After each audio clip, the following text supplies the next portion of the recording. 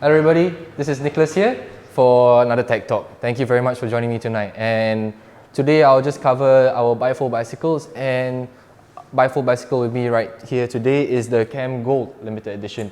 And this will be applicable for mainly all your bifold bikes, unless you use a caliper pull brake system. This would be using a hydraulic braking system with renewal oil. Other than that, all of the bifolds come with a outer cassette, unlike the trifolds which uses internal gear system, which will be the main difference for this episode. So coming first, introduction about the Cam Gold. Its frame is composed of reinforced aluminium, and it weighs in at 12.8 kilograms. It also uses hydraulic mineral oil braking, and it comes with Shimano Tiagra 10-speed rear cassette derailleur drivetrain set. And so diving straight in, for your maintenance wise, it's going to be very simple today. I'm going to cover your drivetrain, your chain in the unfortunate event that it does happen to twist, bend, snap, break, and also your hydraulic brakings, how to maintain it, what to watch out for. After that, we'll go through your wheels. Some of you has been inquiring about the PSI of the wheels. Afterwards, we will talk about the pedals. There has been some concerns about that too. And lastly, we'll talk about the overall frame and handlebar adjustments too. Yes, so firstly, starting off, for our drivetrain. For our drivetrain, maintaining it, for those that haven't caught it last week, to maintain the drivetrain, what we want is a very clean chain, because after you've been riding for quite a while, a lot of dirt will build up in your chain and it will pretty much affect the performance of your ride. And you don't want that. You always want to keep your chain in optimal condition. Some of you all asked in the last live, how frequent should you actually decrease and lubricate your chain? So what I would say is, for those frequent riders, maybe once every 2 weeks, and for those not so frequent, maybe at the end of the month, you can do this to your bike. So this is actually very simple. It just takes 5 minutes of your time. So all you need is a rag, degreaser, and your lubricant. So today with me right here, we have the degreaser and the bike lubricant. These are Cilion bike degreaser and lubricant that we do sell here at Mobot, that you can purchase from us. But of course, you can use other degreasers out there in the market. There are many out there to use. And lastly, you need the rag. Any rag will do actually. So firstly will be to apply the degreaser. It's a very new bottle right here, so just bear with me while I open. It's freshly taken out of the cupboard for you. So you want to very nicely only aim at your chain. Don't aim anywhere else, not on the chain ring, not on the cassette. Later I'll explain to you why. Only apply it on the chain. The best angle to apply onto the chain would be right here onto the chain. Okay, so let me just show you first.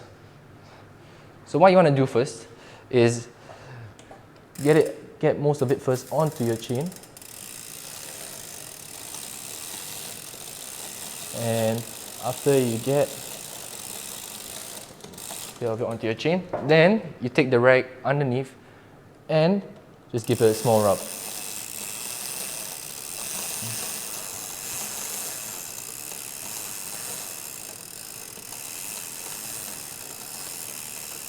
So this is what's going to take away all the black stuff, all the dirt from your chain. So as you can see, very black, not taken care of. So another alternative would be to use actually a degreaser kit, which you can find outside very easily, like at Decathlon if you would like to. It's a compartment that attaches to your chain. You fill it in with degreaser and you just spin your chain around, and it comes with brushes which will accurately clean your chain much better. But this is a very quick and easy way to clean your chain. So afterwards, your chain should be rather clean. So as you can see from the black stuff, now my finger is very clear where you can see it. Wrong camera, there we go. So yeah, very clean now.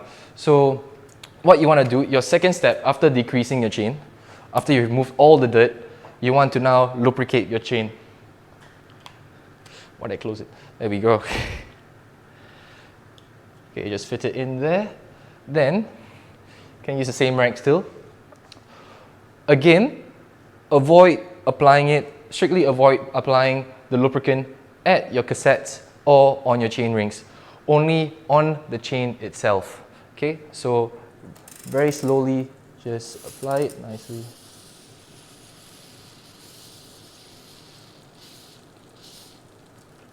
So you don't need too much, and just give it a few rotations. Then you let it sit for about 20 minutes, and there'll be a bit of excess, and then you wipe off the excess after 20 minutes. The reason to wipe off the excess after 20 minutes is to allow the lubricant to settle down, to fit into the rollers, to ensure your drivetrain runs smoothly for the rest of the rides. If you instantly wipe it off, it won't be as effective. Okay, so that is your drivetrain, your basic maintenance sorted. So for example, after 20 minutes, you just wipe off the excess. And afterwards, your bike will be ready to go. Also, a tip, if you're going to do this at home, best to lay a cardboard box underneath your bike. If you're using a bike stand, just lay a cardboard box underneath, or to have a cloth underneath so as to not dirty your floor at all, to make cleanup much easier and much more disposable. So now I'll just talk about the derailleurs for a bit. For our bifolds here at Mobot, we use Shimano Tiagra and Sensor Ion rear derailleurs. A lot of customers come and ask about the difference between derailleurs, but actually those two derailleurs are very compatible in terms of performance. What you'll be mostly paying for with the Shimano Tiagra is because Shimano is very reputable for its manufacturing of drivetrain components, which is why it's a bit more, and it's been proven to be the world's best in their drivetrain components, and which is why you're paying a lot more for their components. In terms of Sensor, which is more of a rising company, which is more trying to bust into the market, but at the same time manufacturing and producing pretty reliable and very, very great components for your drivetrain. So there's not much difference. It's mainly those factors that will contribute to those two drivetrains for the rear derailleurs in that crankset. And now moving on. So a bit different from the last slide, which I didn't cover.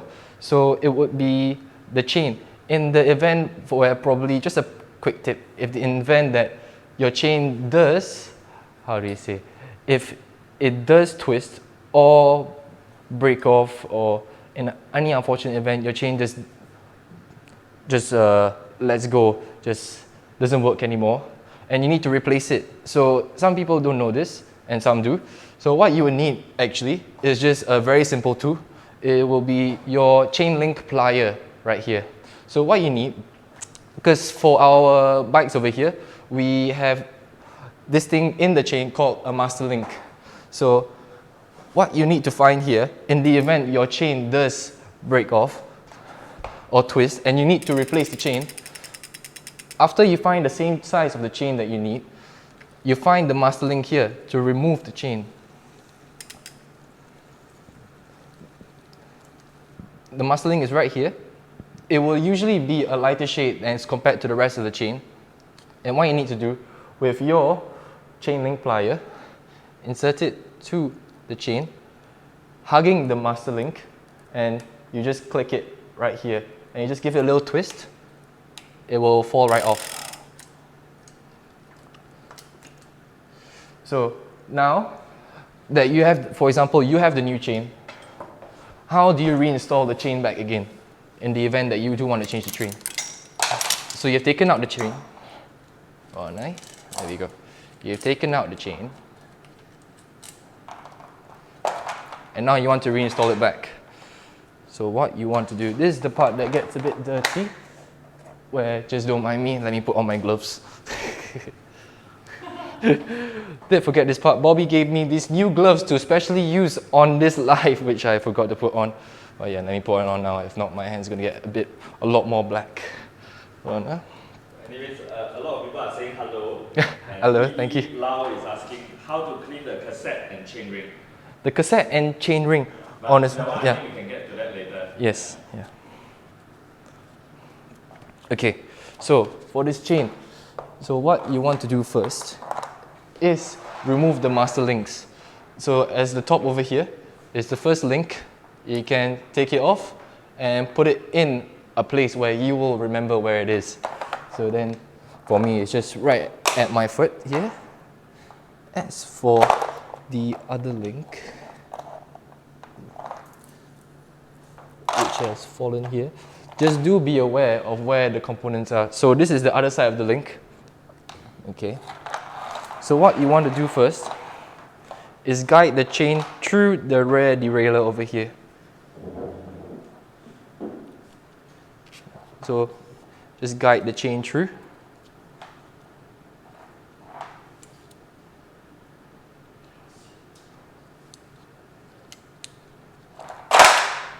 Hold on, right?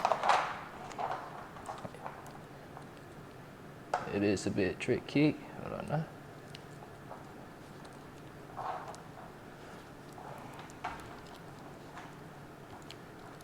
So for those that just joined, actually we're teaching people how to clean the chain, how to put back the chain again. Okay, just loop it both around the derailleurs, your rear derailleur, and afterwards insert it into your largest gear, largest size gear, okay, not your largest gear. Also make sure that your gears are set on the highest level at the same time, which already is. Okay, that's great. Then just guide your chain slowly. Just be patient.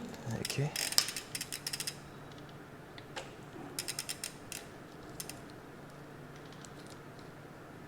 Hold on.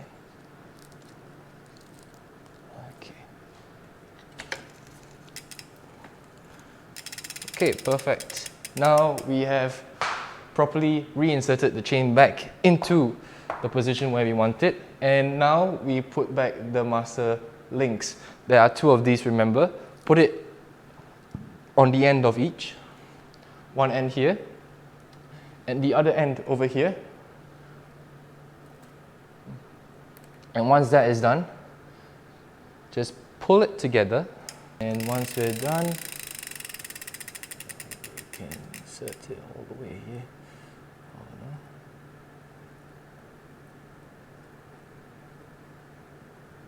That's one end. And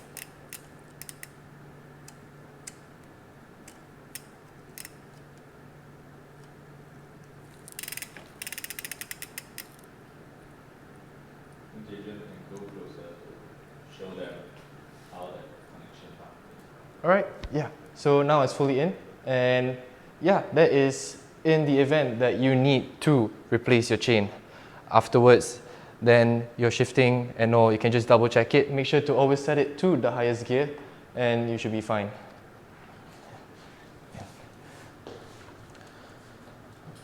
Alright, so other than the chain, there is also the worry that what customers come back and say, why does the hub always click?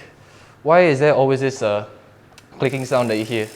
This is actually not a bad thing. A lot of people do say it's a bad thing, but it's actually because there's a lot of bearings inside the hub which contacts with the bracket that actually allows for more rotations when traveling a longer distance. So it's actually those hubs, that clicking sound that you hear is actually a good thing, because it just means that it's a much better quality hub that in the end makes sure that you don't actually put a lot more effort into going longer distances and aids you in more longer distance riding.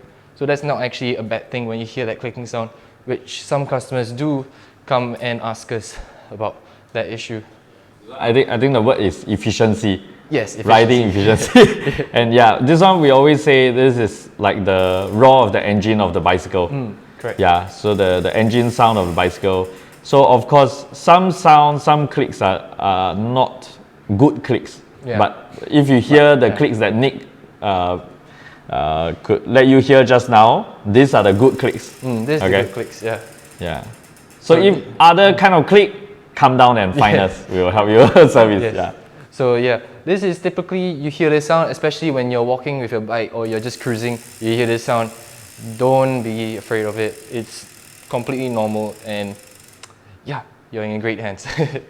So after the chain, now I'll just move on to the brakes. As compared to last week where we covered more of the pull caliper brakes, today we'll be focusing on hydraulic brakes. So for hydraulic brakes, two things that we want to look out for: your hydraulic brake pad health, and to make sure that your disc is not contaminated at all and that it's always in great condition. So earlier on, when we're talking about the drivetrain maintenance, why I said to always aim for the chain here and not on our cassette and not on our chain ring is because we don't want to spray lubricant onto the cassette, which holds the opportunity to corrode our disc over here. If the disc does come into contact with the lubricant, it usually will in the end need replacement because it does affect your stopping power.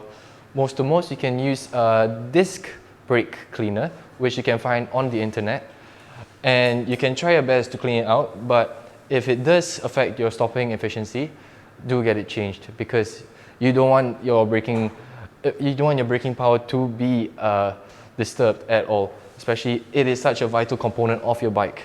So I can just quickly show you how to check your brake pad health at home. Also, do note that whatever we teach here on Tech Talk, if you can try it at home, but at the same time, if you're still unsure or have any queries, do ask or don't hesitate to come down to talk to our technicians for us. So firstly, I'll just quickly show you how to check your brake pad health. So firstly, we just remove our tires here. Just loosen it up.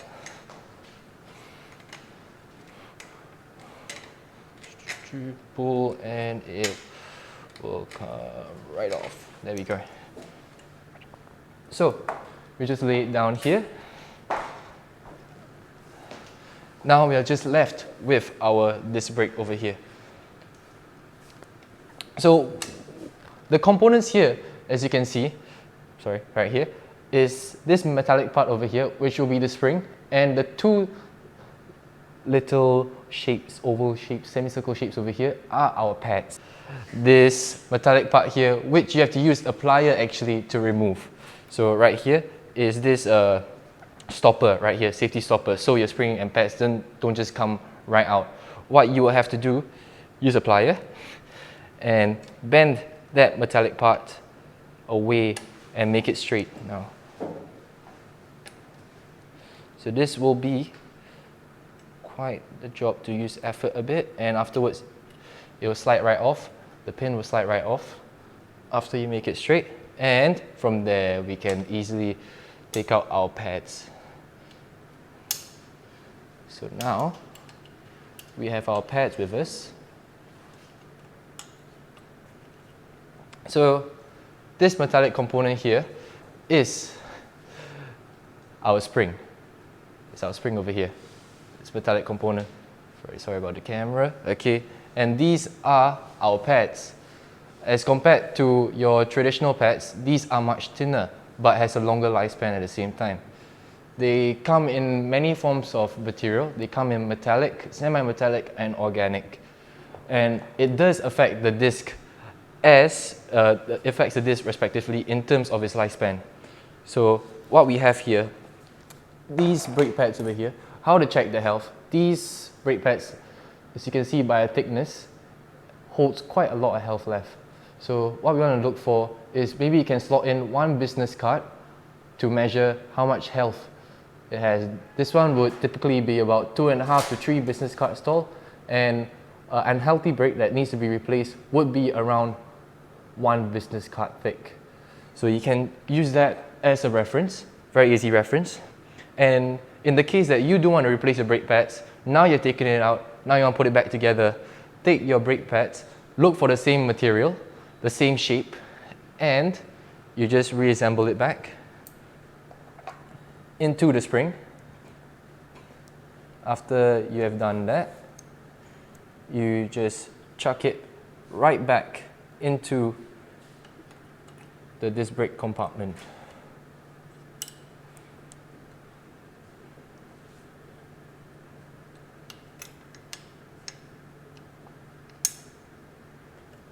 Once it's up there now, house back in, take your pin back and slot it back in.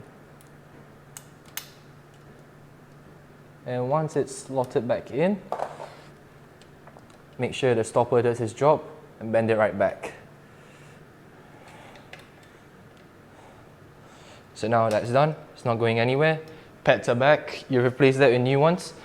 Very, very important tip, never press on your handlebar brakes, especially the front handlebar brakes, when the pads are not in place. Why is that? Because this uses a hydraulic braking system, and when you press on the brakes, what the hydraulics, the pistons at the side tends to do is close in, and when it closes in to fit naturally to the disc brake where it's supposed to be, and it doesn't see any disc brake there, it will naturally keep closing the gap, and it will eventually, you have to move the pistons back using a special tool called the PP1.2.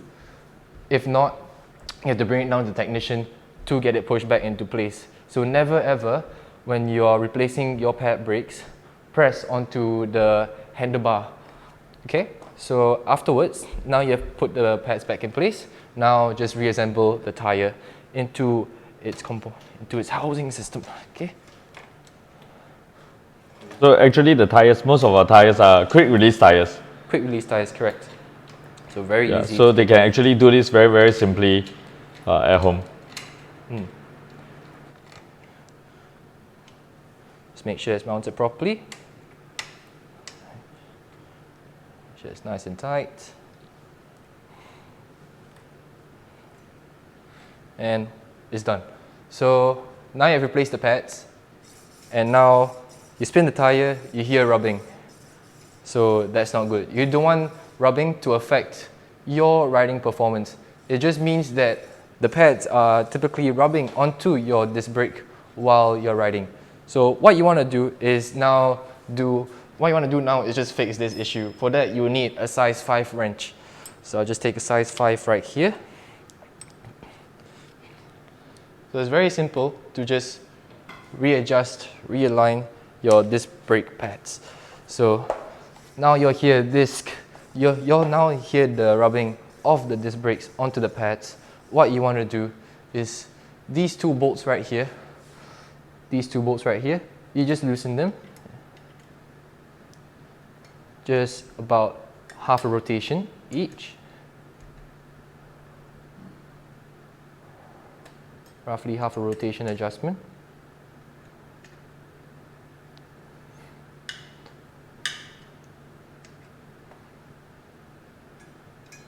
So now it's a bit flimsy, this housing. And when it's flimsy, what you want to do is hold onto your brake lever right here. Hold onto your brake lever and then tighten accordingly. Tighten both bolts while holding onto your brake. What it's going to do actually is your pads are now, while you're holding onto your brake, it's forming towards your disc. So it's feeling the disc, it knows where the disc is at, and the hydraulics moves accordingly. So now you let go,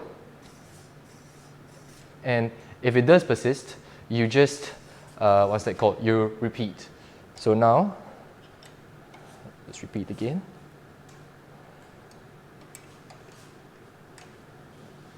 I think it's a simple fix. Very simple fix, yeah. Sounds on the disc brake.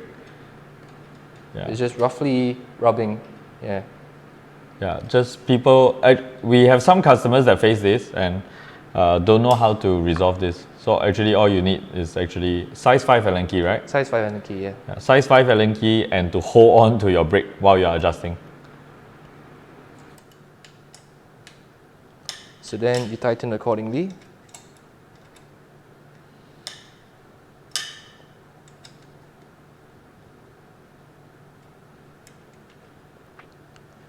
And after this, there shouldn't be any more rubbing on your disc brakes.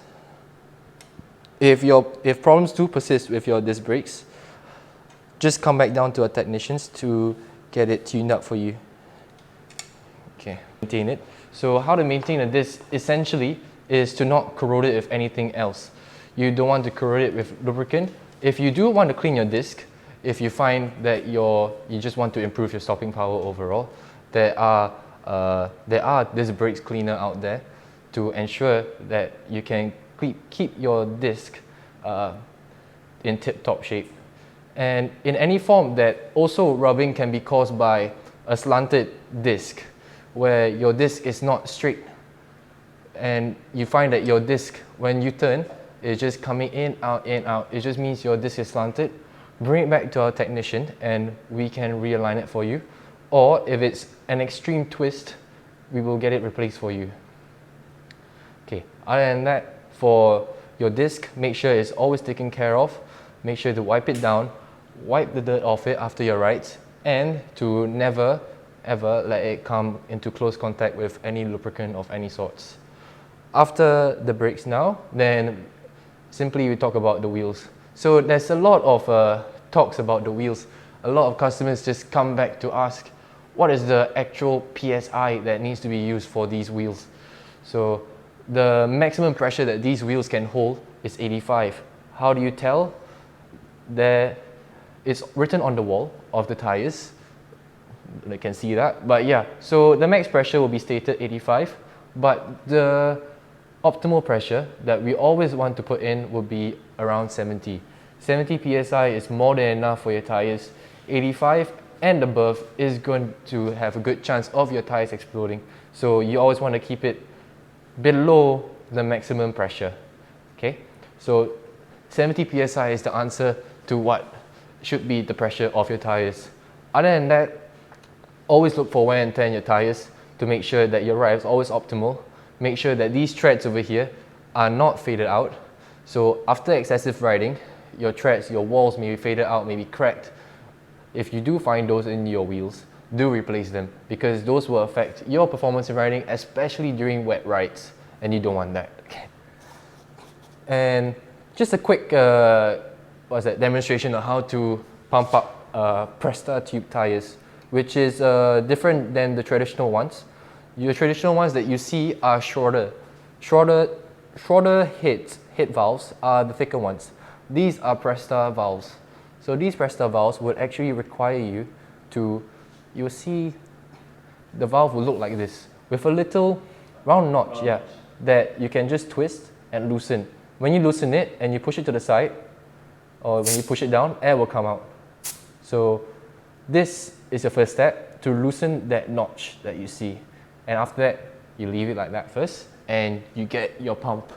So to fit the valve and the pump itself, you would need to, if you're holding on to if your current pump that you're using is a shorter head pump, then get an adapter, and then you'll be able to pump up the tire itself. The adapter will look something like this, which I can show you. Just give me a minute. The adapter would be included in our integrated seat pump, which would be a gold tube. Hold on. The adapter looks something like this if you are using a shorter head. So it will just have a rubber coating in the middle, and what you will do with this is attach the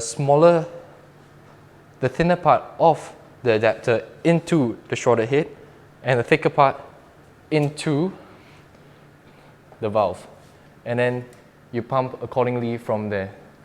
So after you insert, and then you pump accordingly from there. As for a pump that already has a Presta valve, or if using our foot pump, there are two points of entry. There is the shorter, which has this little hex inside its pump, and there is this fully empty hole that you see, which will be where we put our Presta valve over here. So I can just quickly demonstrate. So once we insert that in here, we lock it and stop the air from coming in, and then we pump accordingly. After we finish pumping to 70 psi, unlock, take it out of the pump, and important part, tighten the notch. If not, all the effort that you put into pumping your tires will be wasted. And then you close it back up. So that will be done for the wheels. So always remember now, the answer for your questions of what is the optimal pressure to pump your tires up to. So max pressure, look at it, 85 psi. Don't go to 85 psi, that's way too hard. You apply a little bit more pressure, for example, during a ride, you go over a bump, tires will explode. So what you want to do is set it to 70 psi. 70 psi is optimal, it's a good hardness for your tires, it will make your ride very enjoyable and problems free pretty much. So after the wheels now, we will move on to our pedals. So our pedals here, on which we use the semi-detachable pedals, there's been some concerns lately that when it knocks against your shin in the unfortunate event, they are very, very painful. And that's very true. These pedals are quite unforgiving, especially during shin hits when you lose grip of when somehow happen to lose grip from pedaling. So what, if you would like to, which you would maybe be more comfortable with, would be, what we can do would be to replace these semi-detachable pedals with the plastic foldable pedals that we have, which are also equally convenient and it doesn't require you to have any outer compartment to store the pedals in. So you can just come down, if you're currently using the semi-detachable pedals and if you do want to replace them to plastic foldable pedals, you just come down and inquire and we can do that for you too. So other than that, for our pedals, for proper usage, but yeah, after that, that's mainly the pedal concerns that most of you have been talking about. I think maybe just right, because we have the time, go through with them how to put in the pedal properly. Oh yes. And okay. also recently there are some customers, because the pedal socket loosened, so there are a bit of squeaky noise. Okay. Yeah, so all they have to do actually is use the Allen key to tighten the pedal socket after they take out the pedal. Right. Yeah, so Okay. you know what I'm saying about? Yeah, kind of know what I'm saying. Yeah. Yeah. But basically, most customers, there has been issues where you come down to voice out that your pedals keep on dropping. So these are detachable pedals. There can be this instance, but always make sure that when you detach your pedals, when you click it back in, make sure you find this little writing on the detachable mount, press it, and after you press it, you insert the pedal back, and hold on, let me get you a better angle. Once you insert the pedal back, you make sure that's all the way in. Sometimes you just leave it as that and it can fall back out. So what you want to do, press it, and if it doesn't go in, twist the metal part here. Once you twist it, and then it will go in, without a doubt. And afterwards, just make sure it clicks back up, and it won't fall out. No worries there. If in the unfortunate event it does, then come back to our technicians. We'll get it replaced for you immediately. So some of our customers also say that there's a squeaky noise when they pedal. Okay, actually, yeah, this is caused by this pedal socket being loose. So actually, all you have to do at home is just get the Allen key. Maybe we can show them. Here, this one. Then you own self press number 2. Oh, okay. I need to press number 2. Yeah, okay. So over here, the pedal socket, actually that is fine. Yeah. Okay. So all you have to do is tighten it with an Allen key. And maybe a bit of focus. The thing. Okay. Then after that, the pedal socket is tightened. So when the pedal socket is not tightened, because some customers have cam go over 1 year already. So then it will make squeaky noises like not donkey but yeah. Okay, so we have some noises. So just make sure that if you are facing such issues, just tighten it. This is a size 6, is it? Size 8. Size 8. Okay, just use a size 8. Let's go back to the main. Yeah. Okay. Yeah. So that will be a size 8 Allen key if you do need to tighten your pedals. Okay, great job by the way, Nicholas. Okay.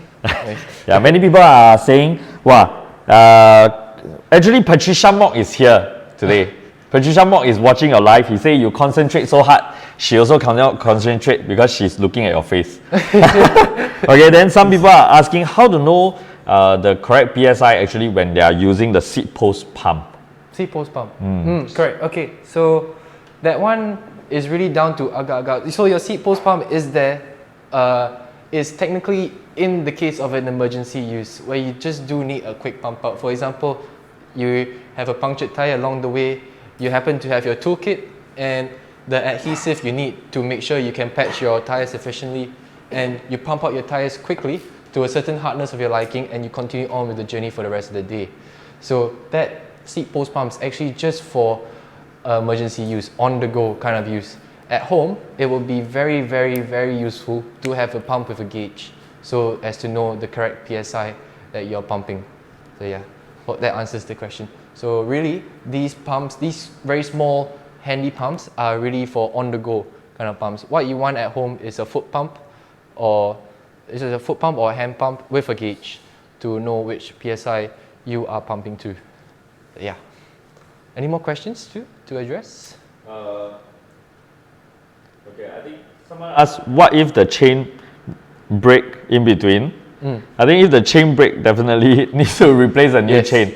Yeah, because the chain break, you need to see whether it's the master chain, the chain link break. But even then, it will be best to change to a new chain. Because if your chain does break, then that means certain part of the chain is already unusable. And what you would need actually is the chain of the same size to keep using the bike itself. So you definitely need to either repair that section of the chain or to replace the chain overall to make sure that you can get your bike up and going again. So yeah, definitely have to replace the chain to the same size or just repair that section of the chain. So that does mean that if that does happen to your bike in an unfortunate instance, you would be MIA until the chain is fixed, yeah, or replaced. Yeah. Anything further to address? I think there's one more person, Mr. Stephen, asking about, some of the squeaking noise from the front handle pole and all this, but later we'll get on to the frame part, correct? Yes. Yeah, the frame parts. But this one, usually the sound is either over tightened or just very stiff. Yeah, very stiff. Yeah. So usually, from my experience, is that it's over tightened. But if really there is still the noise, okay, you can calm down. Okay. Then someone is also asking about shaking noise when handlebar is too high. That actually there's a sign, okay, to show you how high it is. Okay, so we don't usually go over that one. When it's higher, definitely it's more shaky. It's normal, it's natural. That is physics lah. So yeah, okay. Then people are asking battery operated or rechargeable pump. We have heard that the Xiaomi one is quite good, but definitely buy something that is worth your money, also good quality, because I have heard from some people that they buy cheap one and it gave up on them when they needed it most. Okay, and also Jackto is asking how to do gear shifter alignment. For that, I don't think we are going through today, right? No, not today. That one will be the alignment of your adjustments of your derailleurs, which will be covered in a separate video. Yeah. Okay, so that one we will talk about it another time. Okay, so maybe Stephen, later we send you a PM about the sounds from the handlebar.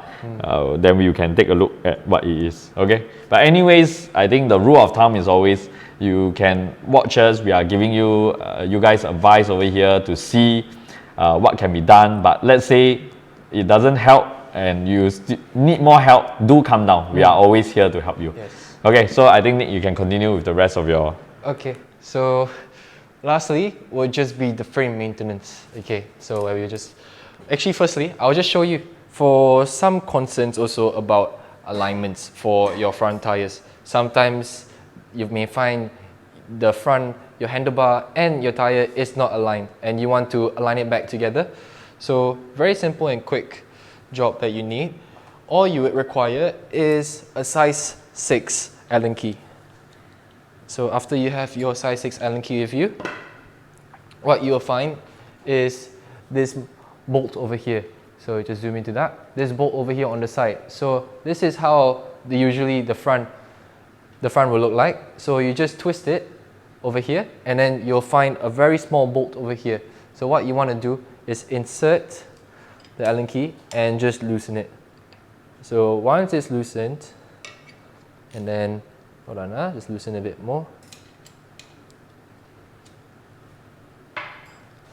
So for example, now you can, in the wide view, in the full shot, you can now adjust your wheels and your handlebar to make it align together. So what you want to do, just 2 legs in between, and then just 2 legs in between, and then just visually align your tire and your wheels together. And then afterwards, after you've aligned it, you're happy with it, just tighten it back. Make sure to make it nice and tight again, so as to make sure it doesn't misalign anymore. So a lot of you have been asking about how to align. That is how to align. Just a size 6 Allen key and this little bolt over here, just to align it back. So lastly, I'll just cover on how to maintain the frame of your bike. This frame that we're using here is reinforced aluminium, very rust resistant, and it doesn't corrode. It's very resistant to corrosion. But what you want to do, make it nice and clean. After a certain amount of rides, there will be dust, dirt, and some other materials that will be sticking onto it. So what you can do is use either bike wash spray or bike wash foam, and then you spray it onto a rag, and then you give it a wipe onto the frame itself, onto the handlebar, and all the way down. But remember always to not corrode your disc brakes, and to not also fully, and to also make sure that you only apply it onto the frame itself and not onto the drivetrain and the brakes or onto the wheels. So strictly onto the frame only. So if you need to clean the frame, make sure it's just the frame, the forks, the frame, handlebar, nothing else. No other components that will be responsible for the movement and stopping of your bicycle.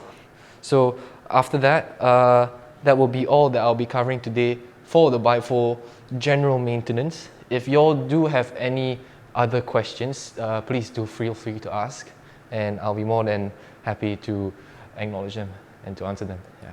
I think Thank in the you. meantime, maybe you can go through all the tools that you have used. Oh, so yeah. it's easier for you at the end of the day when we upload on YouTube. Oh yes, okay. Yeah. So you can just to the main camera. Yeah. Okay, so what? Show them one by one. Maybe. So all the tools that I've used here today for the maintenance of the bifold bike.